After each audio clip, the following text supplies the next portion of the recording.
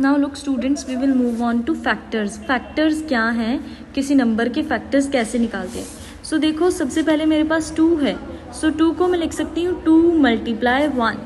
सो factors हैं, जैसे 2 है तो 2 कौन कौन से टेबल पे आता है, 2 के टेबल पे आता है और 1 के टेबल पे आता है। सो 2 के फैक्टर्स हैं 2 and 1।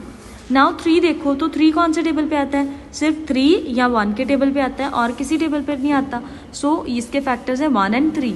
अब 4 देखो, 4 जो है वो 2 के टेबल में भी आता है, 4 के टेबल में भी आता है और 1 के टेबल में भी आता है। तो इसके फैक्टर्स हो गए 1, 2 and 4। अब देखो 5 ऐसे ही, 5 अपने टेबल पे ही आता है और 1 में आता है, तो उसका 1 और 5। 6 देखो, 6 3 के टेबल में भी आता है, 2 के टेबल में भी आता है और 6 के टेबल में भी आता है। तो इसके फैक्टर्स हो गए 1, 2, 3 and 6।